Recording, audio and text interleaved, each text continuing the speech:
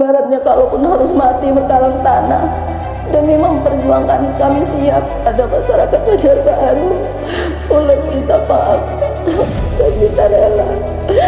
Tolong doakan agar perjuangan ini berbuah hasil yang baik. Izinkan kami untuk terus berjuang. Assalamualaikum warahmatullahi wabarakatuh. Waalaikumsalam. Yang mulia Majelis Panel Mahkamah Konstitusi, izinkan saya menyampaikan beberapa hal penting dan curahan hati saya di hadapan majelis yang mulia. Perkenalkan, nama saya Syarifah Hayana binti Said Muhammad Al-Idrus, selaku Ketua DPD LPRI Kalsel pemantau pemilihan pada PSU Pilwalkot Banjarbaru, yang dalam perkara ini bertindak sebagai pemohon berdasarkan surat SK LPRI nomor 013/Eskep/DPP LPRI _1 2022 tertanggal 12 Mei 2022. Mohon izin saya mewakili LPRI Kalsel menceritakan langsung berbagai pengalaman, tantangan, dan ancaman yang kami alami selama menjadi pemantau dan pemohon dalam perkara ini. Bahwa perjalanan kami menjadi pemantau tidaklah mudah. Awalnya kami sempat ditolak saat mendaftar, hingga akhirnya diterima oleh KPU RI sebagai pendaftar pemantau baru. Setelah resmi mendapatkan sertifikat, dengan penuh semangat dan dedikasi kami menjalankan tugas pemantauan agar PSU Pilwalkot Banjarbaru berjalan luber dan jurdil.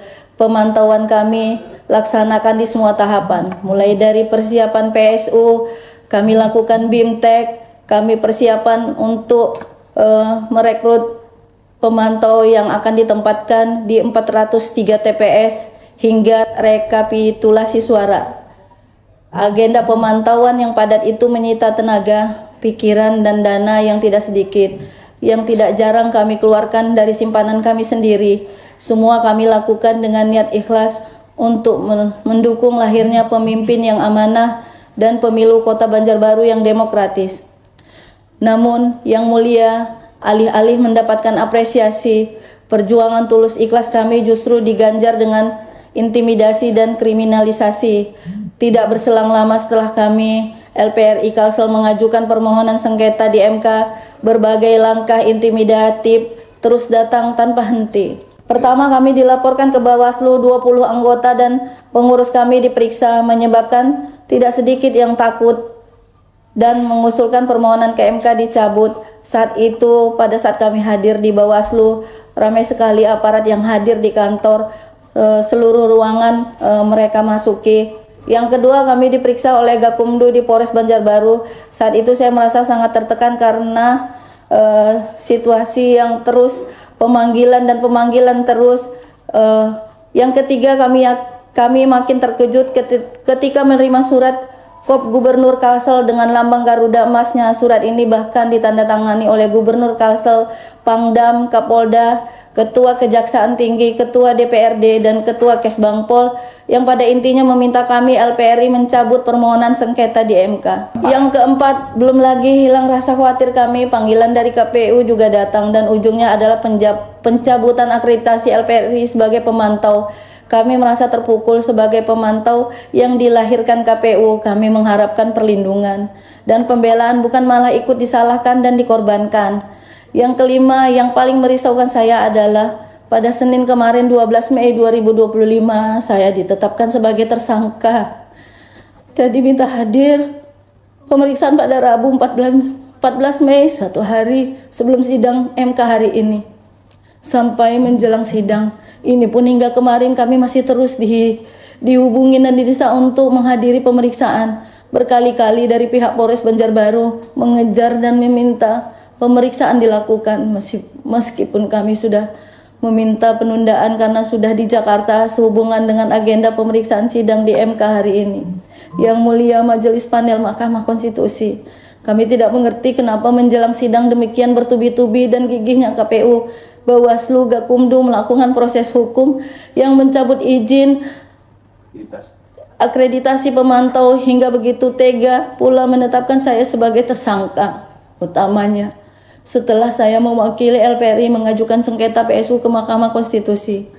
Apa maksud dan tujuannya? Saya hanya bisa menebak-nebak bahwa targetnya adalah agar kami menghentikan proses sengketa di MK dan mencabut perkara ini. Apalagi saya memang dihubungi berbagai pihak yang menyampaikan pesan pencabutan tersebut.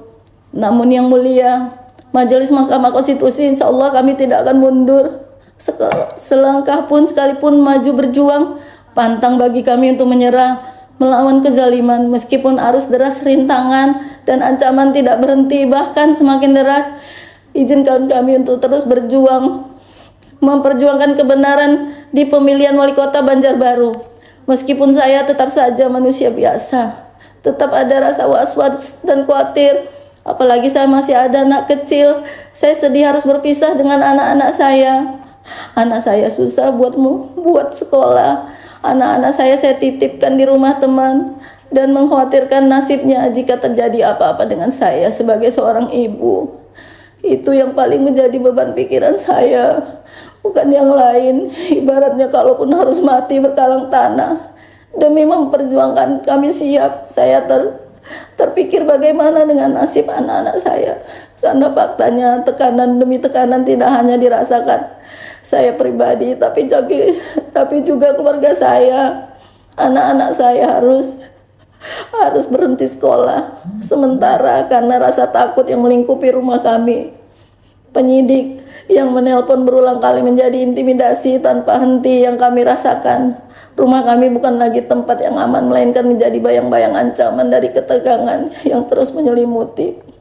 Karena itu, di hadapan majelis hakim panel yang mulia, saya mengetuk hati nurani mahkamah untuk berkenan memeriksa perkara ini dengan jujur dan seadil-adilnya, bukan hanya semata demi saya, tapi demi Banjarbaru, demi pemilu yang seharusnya luber dan jurdil sebagaimana amanat konstitusi kita. Saya, Syarifah Hayana binti Said Muhammad Ali Idrus, hadir di hadapan yang mulia tidak hanya sebagai Ketua DPD LPRI Kalimantan Selatan, tetapi sebagai perempuan, seorang warga negara Indonesia yang percaya bahwa keadilan sejati hanya akan hidup apabila keberanian untuk menyuarakan tidak dibungkam, meski harus menempuh jalan panjang, penuh luka dan syarat tekanan.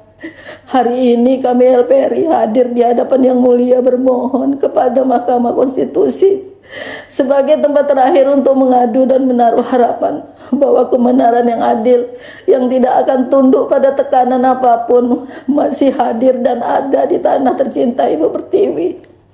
Saya memohon kepada majelis yang mulia, jangan memandang saya sebagai seorang perempuan lemah dari daerah, tapi lihatlah kami sebagai suara kejujuran yang tersisa, yang menolak tunduk pada takut demi satu tujuan, agar pemilu di negeri ini tetap bermartabat dan terhormat.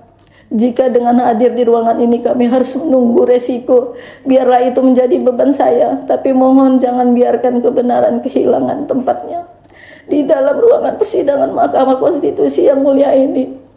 Kepada masyarakat Banjarbaru, ulun minta maaf dan minta rela. Tolong doakan agar perjuangan ini berbuah hasil yang baik dan bermanfaat bagi kita semua. Terima kasih, serta mohon maaf jika ada salah kata dan perbuatan kami yang kurang berkenan. Assalamualaikum warahmatullahi wabarakatuh.